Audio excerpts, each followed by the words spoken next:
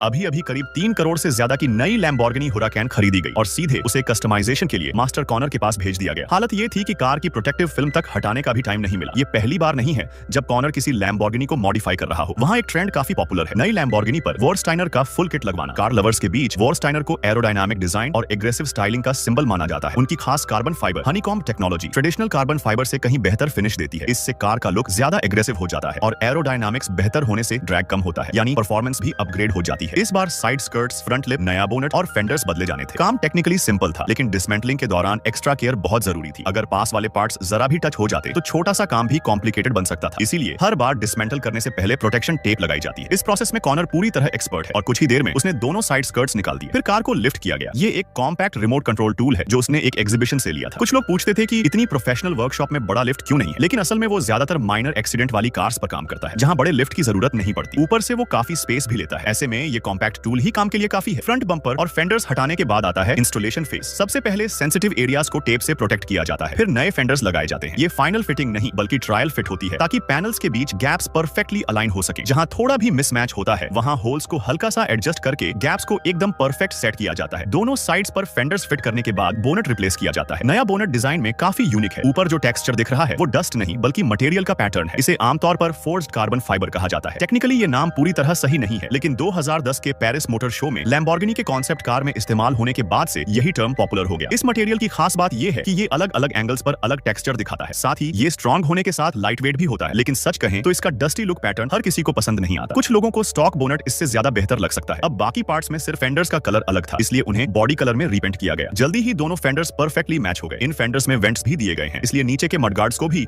उसी शेप में कट किया गया। इससे एयर फ्लो बेहतर होता है और ब्रेक्स को कूल रखने में मदद मिलती है। इंस्टॉलेशन के बाद गैप्स दोबारा चेक किए गए और रिजल्ट बिल्कुल परफेक्ट था। हर पैनल का अलाइनमेंट बराबर था। इसके बाद फ्रंट बम्पर लगाया गया, जिसमें नया forced carbon fibre front lip add किया गया। अब आखिरी स्टेप था साइड स्कर्ट्स का इंस्टॉलेशन। ये भी फोर्स्ड कार्बन फाइबर से बने हैं और ओरिजिनल पार्ट्स के मुकाबले बड़े एयर चैनल्स देते हैं, जिससे ड्रैग और कम होता है। जब व्हील्स भी वापस लगा दिए गए तो पूरी मॉडिफिकेशन कंप्लीट हो गई। डिटेल ओरिएंटेड होने की वजह से कॉनर ने आखिर में पूरी कार की प्रॉपर डिटेलिंग भी की। फाइनल लुक में ये लैम्बोर्गिनी पहले से कहीं ज्यादा एग्रेसिव लग रही थी, लेकिन इस लेवल का अपग्रेड सस्ता नहीं आता। सिर्फ इन पार्ट्स पर ही करीब $50,000 खर्च हो गए। अब बात वही पुरानी है, कार खरीदना आसान है, लेकिन उसे मेंटेन करना और इस लेवल तक अपग्रेड करना हर किसी के बस की बात नहीं। अगर आपका भी ड्रीम लैम्बोर्गिनी खरीदना है तो लाइक सब्सक्राइब जरूर करें।